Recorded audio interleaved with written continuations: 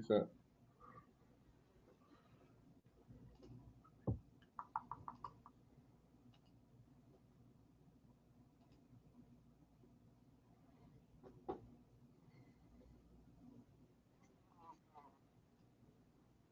One more step, Chad, and we'll actually be live. So 1 second.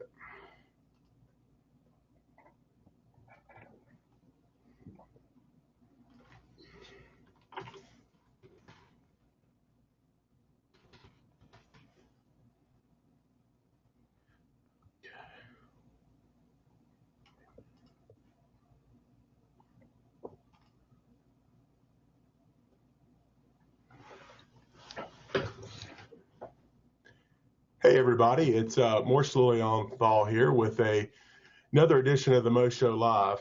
This is our second show. I'm really excited about continuing to kick this off and highlighting fun and interesting guests who have something to really add to the mix in the social community. And today is no different. I have a really exciting guest here who is really making a lot of headway and doing a lot of great things in Huntsville. And I'm really excited about bringing Chad, Emerson, and Downtown Huntsville Inc. on today and talking to you about that. But I would remind you, if you'll help spread the show by liking and sharing and help spreading Downtown Huntsville Inc.'s message by liking and sharing the video, it'd be really helpful to help spread the message of what's going on in Huntsville, to let more people know about all the great things that are going on and the fun activities that are coming up this summer, so more people can enjoy them and, to get things out, the message out. Again, this is live, so if you're watching the live feed, you can leave comments and things below. We'll try to get to those as we're talking to Chad this afternoon. So if there's something there, to let me know. For those of you who don't know, we're based out of Huntsville. I practice law with the law firm of Martin & Beeson here. We're on the square, and I've been here about 9 years, and it is just amazing to see how much has changed downtown Huntsville since I've came to be practicing down here. And part of that is just we got a lot of new business, a lot of new retail, a lot of new living spaces, and a lot of that is really due to Chad Emerson and Downtown Huntsville Inc. Chad is the CEO of Downtown Huntsville Inc. Chad is a Lipscomb University graduate. I think he's a Bison then, and he's a University of Tennessee law grad. He has 30 years of experience working with cities to help revitalize urban spaces in downtown. He's the former director of city development for the city of Montgomery. And I'm honored to have Chad Emerson on the show today. Hey, Chad, how are you doing? Hey, Morris, thanks for having me. I guess, am I the second guest ever on the Big Mo Show? You are. All right. Well, thanks so much.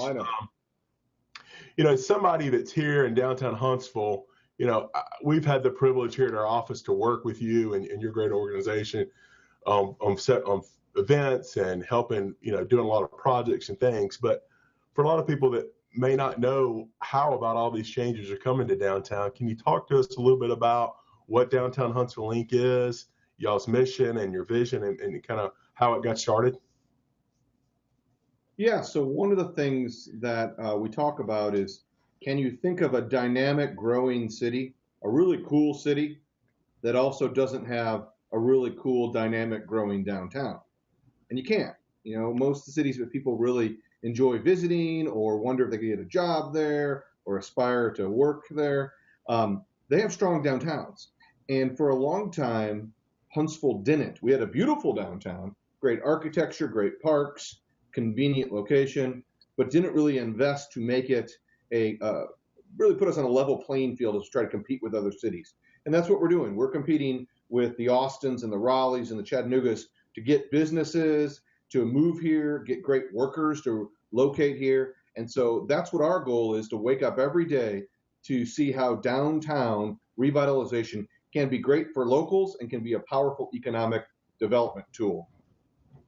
Yeah, and I would assume, in the 90s and maybe early 2000s, you had what I would call maybe urban sprawl, and you had people moving out into the suburbs, and so that really left a lot of downtowns, vacant. It might be, traditional businesses like a law firm or like other businesses that might be downtown. So this is something that I take it based on your experience. You've gone out in the last several years and really worked to try to bring people back downtown to help revitalize it and bring tourism and things of that nature. Yeah, what we're finding in study after study after study that people do is that more and more people, especially the new workforce that all the cities are competing for to hire the best new engineers, the best new lawyers, the best new, you name it, they're more interested statistically in an opportunity to live and work and play in a walkable environment. Now, a lot of times that's downtown. Sometimes that's in other places like Providence, or other areas like Five Points. But by and large, most of these people, most of these businesses, and the people they're recruiting, and then the retail businesses that are following them, and the lofts that are following them, are looking to be located in areas where you can leave your office and you want to go to lunch. You have 10 options, maybe 15 options that you can walk to. You want to go to a show, there's 4 or 5 live music venues. You can walk to a park, you can go get a popsicle right around the corner. I mean, there's all these things, and you've never had to get back in your car. You've enjoyed a beautiful, safe, interesting walk. Yeah, and that's one of the things I love about our city is that we have a large enough size population. There's enough here to do that to satisfy most any interest, from nature. If you want to go out on a hike, you want to go out on a walk, if you want to do live music. I know that about a year or so ago, my wife and I went to watch Jerry Seinfeld here. So, I mean, we have enough going on to offer everybody something, but it's still here in Huntsville, we still have that small town feel. It's still kind of a big small town. Yeah, one of the nice things about Huntsville is that you get access to most of those things we talked about. Most of the retail you'd want to shop at, most of the shows you'd want to see. I mean, some of the larger ones you still have to go to Nashville to see, but by and large, we have an incredible high quality level of entertainment and activity and shopping and restaurants that come through here and exist here. So it's not that you have to leave here to get something interesting. You may choose to, run up to Nashville for a Paul McCartney show or some larger show, but by and large, you can get some world-class, whether everything from locally brewed craft beer to small-scale music at places like Tangled Strings and other spots. Well, along those lines, talk about, kind of just give, I know there's a lot of details and nuts and bolts that go into doing to revitalizing a downtown. And I want to touch on some of the successes that you guys have had in a minute. But generally speaking, give us a big picture of when you're looking at and you wanted to start this mission and project, what does it take? Who do you need to reach out to? Who has to get involved to start bringing these businesses and entertainment and restaurants and retail downtown? Yeah, I mean, it really starts with reaching out to the locals. The very first thing we did is try to, quote unquote, reintroduce downtown to the local population. Because like you mentioned, we here 9 years ago, you remembered an area that, again, had some nice architecture. Big Spring Park was nice, a couple big festivals like Whistle Stop and Panoply. But beyond that, it's pretty quiet.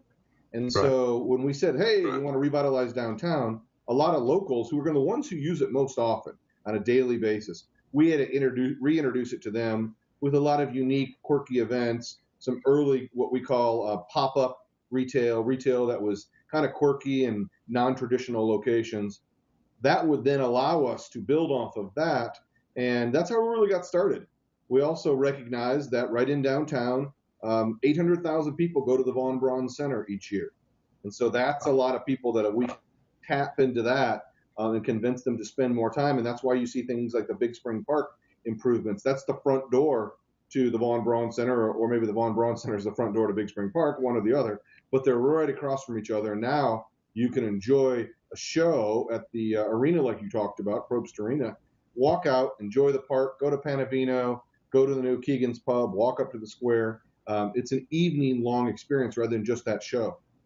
Yeah, well, that is, that's a great point. The Braun Center is just a tremendous facility, from Probst Arena to the Mark Stevens Hall there. We just got really blessed here to have that great facility to kind of, as I guess, a jumping off point for you to help bring foot traffic and awareness to try to help, as a way to get things off and running for your organization to help bring things back downtown.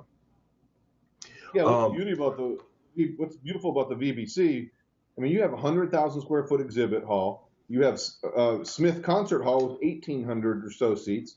You have a 5,000 to 7,000 seat arena. You have a black box theater. You have a North Hall. All of that under a single roof, right on the leading edge gateway into downtown. So that's an asset that not many downtowns have all together. Right. And it's within walking distance of all these other areas that you guys have been working so hard with a lot of businesses and leaders to bring it in.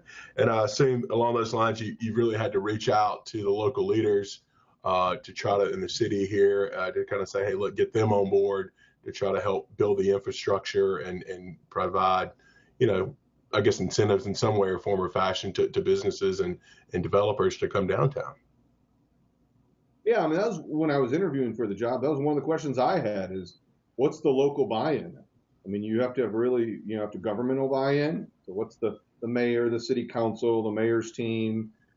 What's the business community buy-in? Small businesses like y'all, large businesses like Toyota. And then what's the average everyday citizen's buy-in? And what I found was there was a lot of interest in making our downtown, one of the best middle-sized downtowns in the Southeast in the country. And we're quickly working towards that goal, making us one of the best middle-sized downtowns anywhere you'll find around. Well, what I'd like to transition into, and one of the things that, I had the benefit of being here downtown, is seeing all these successes.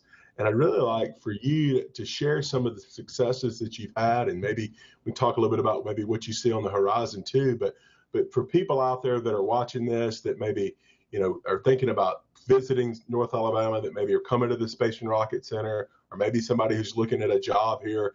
I found a lot of people in my Rotary Club, or we have a lot of people that move here, for Redstone Arsenal or for NASA, as you've got the poster board behind you. A lot of people that are here, and that these things are attracting people when they're looking to move to North Alabama or Huntsville. Having this downtown area really helps. I'm sure it does. Yeah. So early on in this reintroduction process, the first thing we decided to do was create some really cool, quirky events. That's because you can't just build a brand new hotel or lofts overnight. So we said, what can we do quickly? And so we really started with these series of events, and we can visit with those. I know you've been involved in some of those, and really had three principles on these events. The first was they're free to attend. We were reintroducing downtown, so we had to lower the barrier. So you could still pay to go to events, but they were free to attend. So you could come and go to a free concert or go to a free gathering, the free putt-putt course, all that stuff.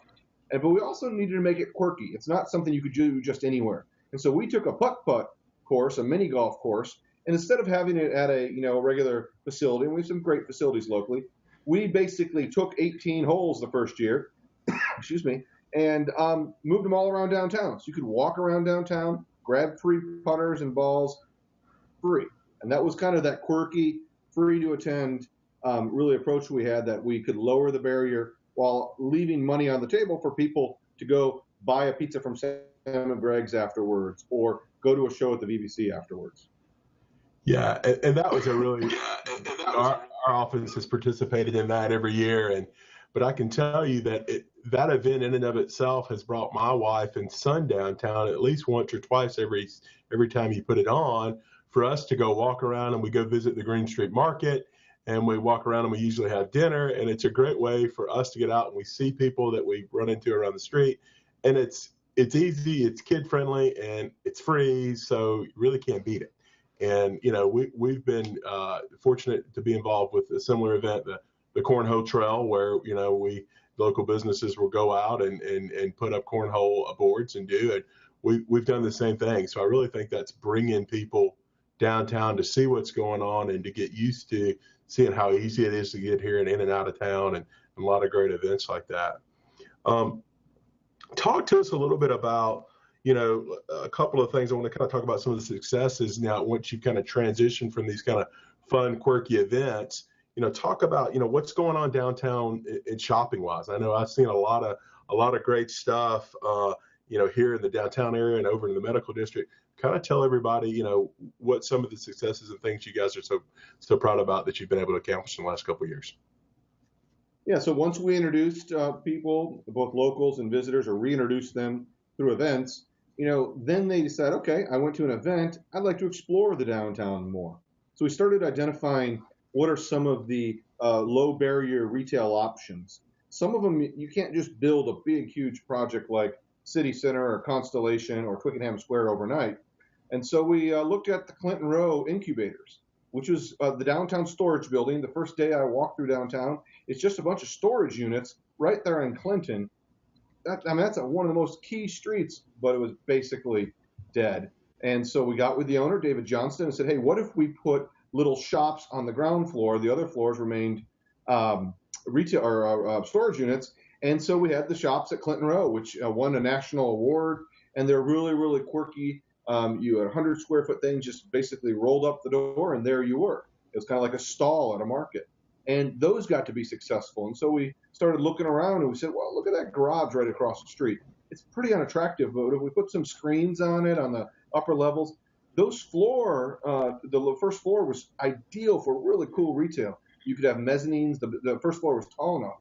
So we got with a local developer, Wesley Crunkleton, and now you have grand opening this week. You have Honest Coffee Roasters on one end, Frio's Popsicles on the others, 3 clothing boutiques in the middle, and there's still 1 unit.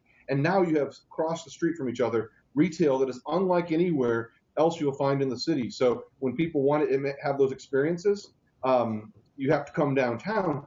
To cap it all off, right in the middle of that block, you had the old Masons building where there'd been a pub and a concert hall, and worked with Yugi Watt Mercantile, which is a mixture somewhere between a Williams and Sonoma store and a Mountain High Outfitters and a bunch of other really just cool things all put together. It's almost like a really cool eclectic department store. And above it, you had Pints and Pixels, which is a cool barcade environment. And all of a sudden, that entire block now, we've strung some lights across it, and it's one of the coolest shopping destinations, I would say, in the state of Alabama. I think when people discover it and they start shopping around, looking around, they're going to say, that's unlike anything I can do in kind of a nondescript power center.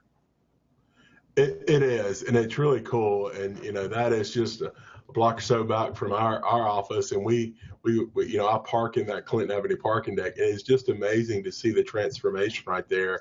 And Yugi Watt is a really cool store. I've been in there several times, and you can get all the old school throwback candies. And they've got a lot of, like you said, Williams Sonoma and recreational and outdoor gear and clothings. And it's just fun. It's a cool store. And we're certainly glad to have all those things here downtown. What about talk about one of the other things that I've noticed downtown is we've got a lot of great places to eat. You were talking about that earlier as one of the ways to drive around. And not only do we have a lot of great places, we have a really wide option. We have upscale dining, not just one. We've got multiple, and we've got really casual and some nightclub or nightlife type of places around too. So kind of talk to us about what you've seen and what's going on right there in those areas. Yeah. So the nice thing about downtown, like you said, is the diversity of options. You have some of the finest dining in the state. You have the chefs at the Bottle and Cotton Row, who are nationally acclaimed, nationally trained culinarians, and their restaurant and cuisine shows it. You can get some amazing food that is just as good. I'll put that food up against any other downtown's food. And then you have quirkier, smaller options, more casual. Sam and Greg's, what an institution. I mean, just going in there and seeing the old building and getting the great pizzas or the Sammys or the everything they have there. And then you sitting outside, and there are your kids, in fact, right outside your door, drawing sidewalk chalk on the ground, having a good time. I mean, it's just, that whole North Side Square corridor is just really unique and very local oriented. We have Jimmy John's also, because some people like the familiarity of a larger brand. So we try to have a mix. We really are heavily local oriented or smaller scale oriented, but we also pepper that in with brands that people recognize. And that's been part of the success with the food. And then even beyond that, you start looking at things like Green Bus Brewing. It's one of the first nano brewers in the state of Alabama. And what that means is they brew all the beer they make right on site and serve it right there. It was in a small little building, cute building, but really was, for all intents and purposes, not being used for a long time. And so you have that little eclectic piece. And then you start seeing things like Old Town Beer Exchange or SIP pop up. And all over, we have everything from a small nano brewery to a large Campus 805 type development.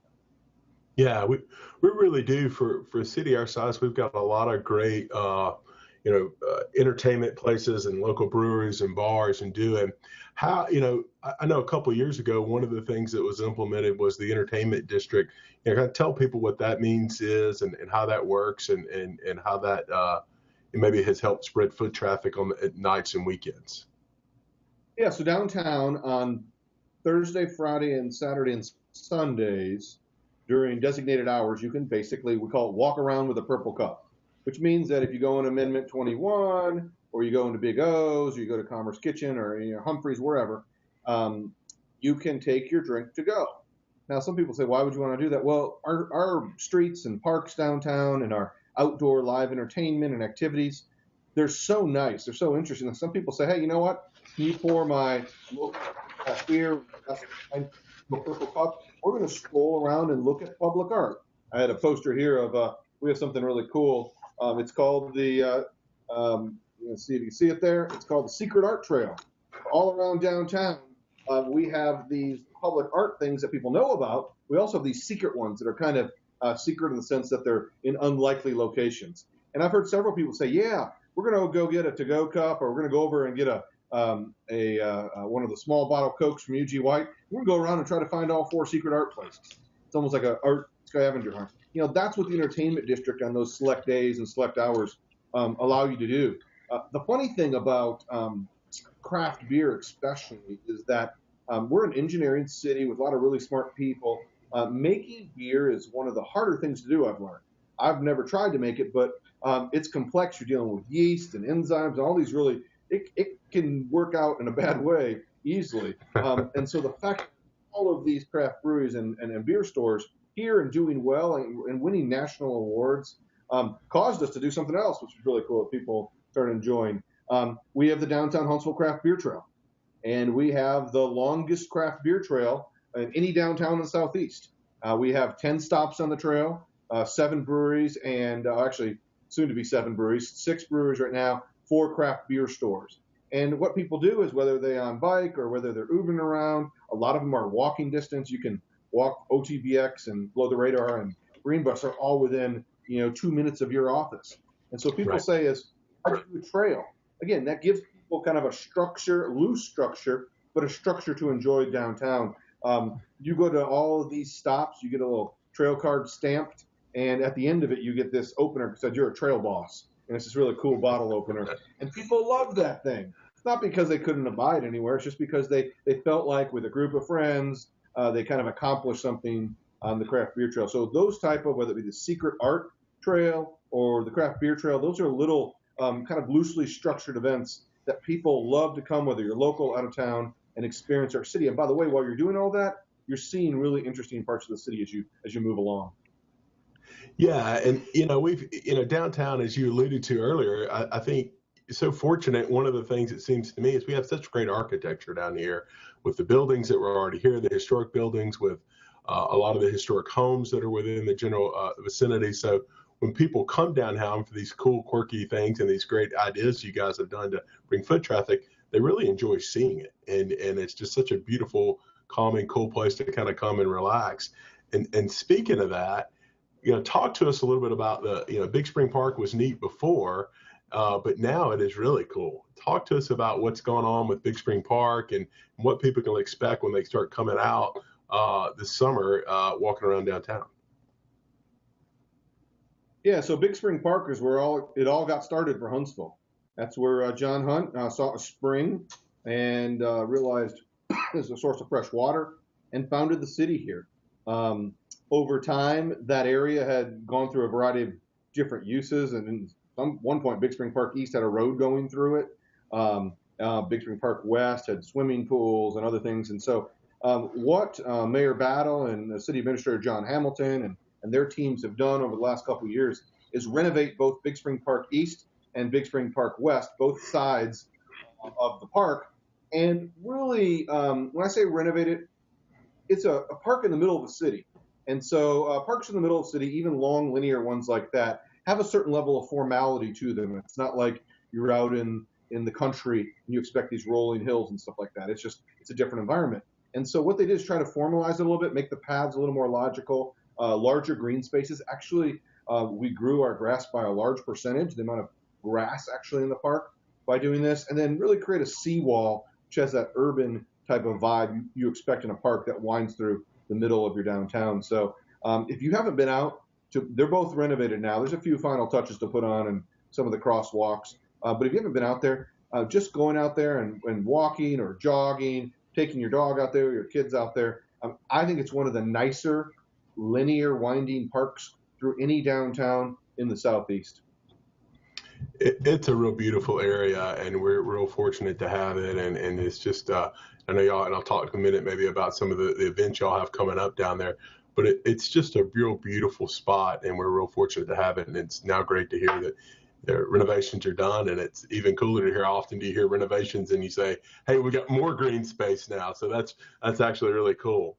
Well, last thing I wanted to touch on before we kind of talk about some of the events you guys have going on and pushing those out to folks is talk about a lot of the exciting living space. I know with some of the younger folks that are coming to town and people that are maybe have gone off to school and coming back here, a lot of people are have interest now that we have all these great things going on about living downtown. Tell everybody out there what's going on with that.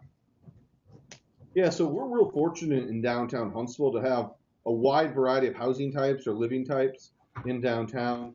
In some cities, you see just lofts or just historic houses or this, that, and the other. And we have a great mix. One of the things that really impressed me when I moved here in August 2013 is all the great houses in the historic districts like Old Town and Twickenham, and then the basically what I'd call inner ring neighborhoods like Medical District and Blossomwood. So you had all these great houses that if people wanted to live in a single family house and still be basically in downtown, it was easy to do. Lots of options. So that was fantastic. But then we started to see the lofts coming online. And you see Belk Hudson lofts. You saw the Artisan lofts at Twickenham Square. You now see the Avenue. There are several other condo type lofts. The point being is that some people didn't want the yard. They didn't want to have to keep, the garage up or things like that. They wanted to live in a really convenient place. And so you live at Belk Hudson lofts, which are right outside the door here. You walk outside those lofts, and if you worked for Martins and Beeson, you would have a 5-minute commute to work by foot, and you would have 15 different restaurants and 20 different shopping options, all within a short walk or bike ride from you. Yeah, it is, and I can see that being just a great place to live for younger, maybe millennials or people kind of getting started, and I can see that for some older people who are really maybe to downsize and want to enjoy having to be able to walk to everything without having to get in the car most days of the week to eat or to go out and see a show or do, and they could do that right here. Yeah, it's we had a study done that shows there's an unmet demand at least for another 500 or more of those units, and so I think you're going to see some of the city center and at Constellation and a couple other projects in the works. So what we're finding is that more and more people, when they're coming here, when they're recruited to take a job here, whether it's early career, mid-career, whatever it is, they want to know more about downtown. I get calls all the time. Hey, what are my housing options? And frankly, one of the really cool things is one of the better public elementary schools in the state. If you live downtown in a loft or in a historic house, you go to Blossomwood Elementary.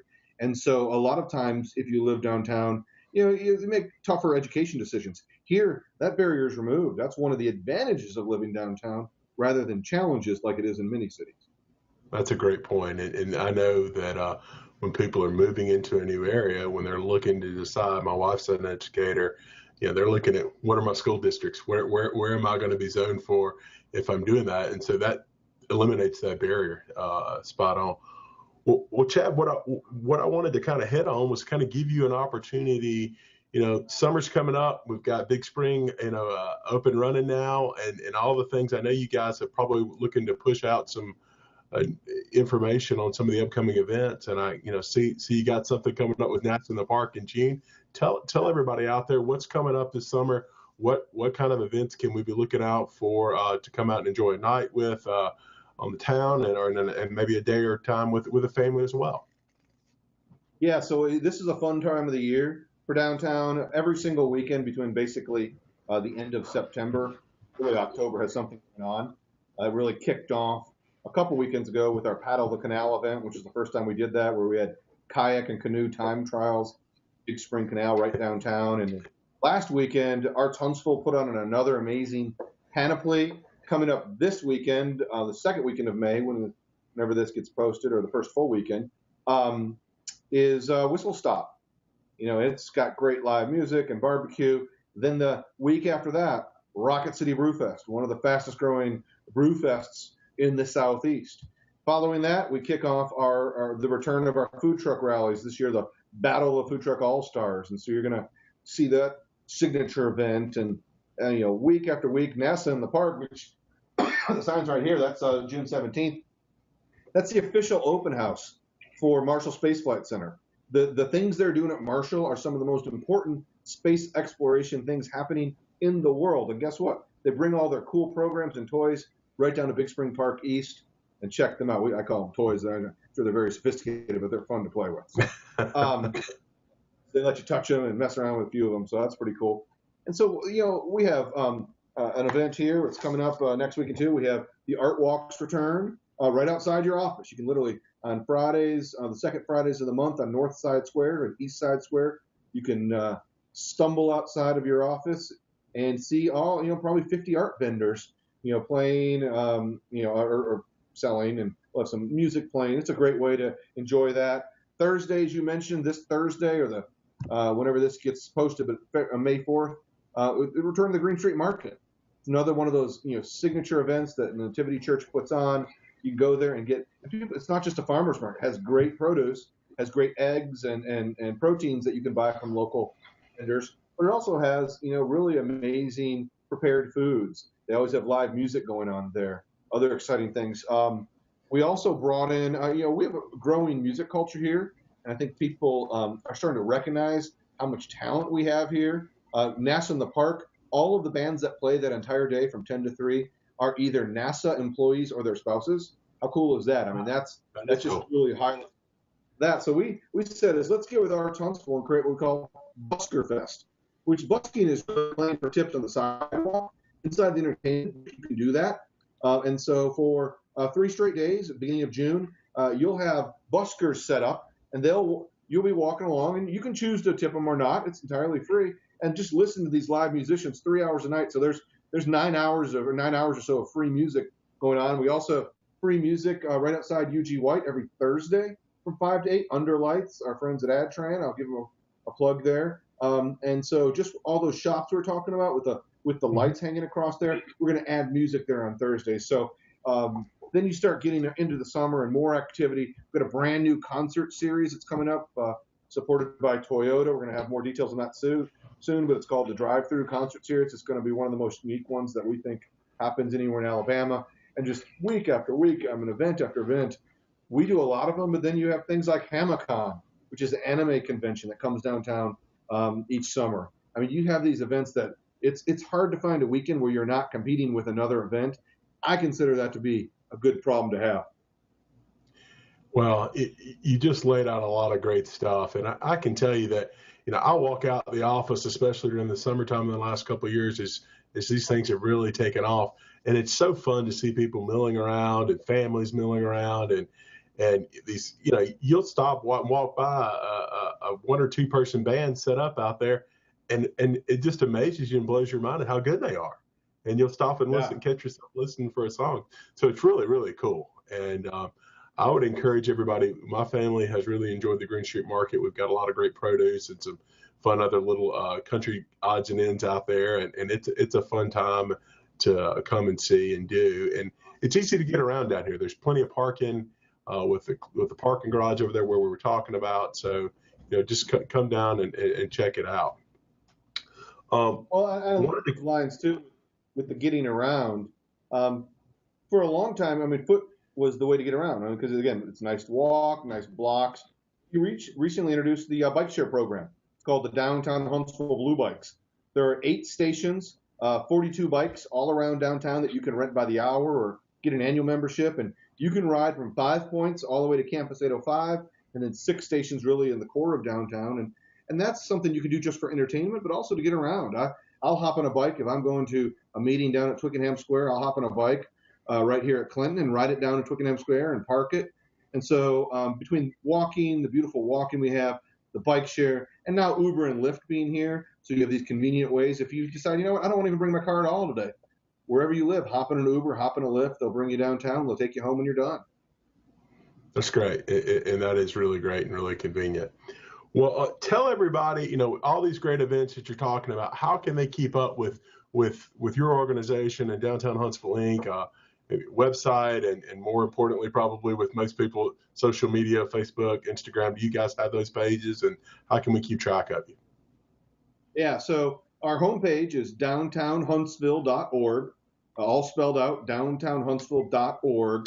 And so that gives you, if you're new to Huntsville, or you're looking to visit, or you're a local and just wants to find out the latest, that gives you kind of the master listing of all the different activities, different destinations, shopping, food and beverage. But we're really, really active on social media. We have close to 30,000, 27,000 plus followers on Facebook. Downtown Huntsville on Facebook. You can Google that, or you can Facebook that, and just that we really try to post once or twice a day, kind of the highlights. We don't try to post everything. We won't overwhelm your feed. Our Twitter feed is very active, Downtown HSV on Twitter. We use that to push out a lot of announcements. One of my favorite social media channels that we have is Downtown HSV on Instagram. Our team does a great job really collecting the images of what makes downtown great. And then we have some other channels. If you follow Pinterest, or if you follow Flickr or Snapchat, we have those channels also. And probably I would say what I think is the most useful way to connect with us is to go to downtownhuntsville.org and sign up for the free e-newsletter. Comes out every Thursday morning between 7 a.m. and noon. And we spend a lot of time during the week trying to find the best of the best events to do and really curate that email newsletter. So when you get it, it's not just overwhelming listing of everything going on. It's some of the really highlights that you can do. And it's free, and it comes to your email box every Thursday morning, just in time for your weekend planning. Well, that is fantastic. And what we're going to do, Chad, is I'll put in the comments below our video here, which is, again, we're live on Facebook right now, and we'll share this out again, and you guys can share it out on your social platform on Facebook. But at the top of the feed here, everybody, is I've linked to Downtown Huntsville Inc.'s Facebook page. I'll put in the comments after the show a link to your website where people then can go in and sign up to the newsletter so they can stay in touch with you guys and really in touch with what's going on and the great events that are coming up so they can take advantage of it. Again, everybody, please share and like this, our video here, so we can really help promote Downtown Huntsville Inc. and all the great businesses and retail and everything else that's going on down here, so we can continue to promote downtown. And as downtown grows and thrives, so will our city. And I really think that's true. And Chad, anything else to add before we close out here that we hadn't touched on that you think's important? No, I just encourage everyone to reach out on social media, to check us out.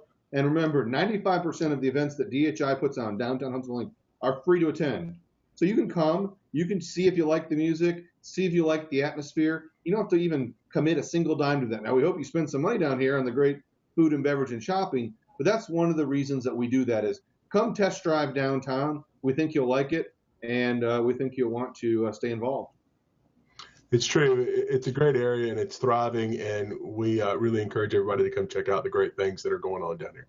Chad, thanks so much for your time. Thanks so much to you and your staff and everything you've done to really promote downtown in so many ways. As a downtown business person, we're so thankful. Thank you so much for your time today. Thanks for having me on. Thanks. Bye-bye, everybody.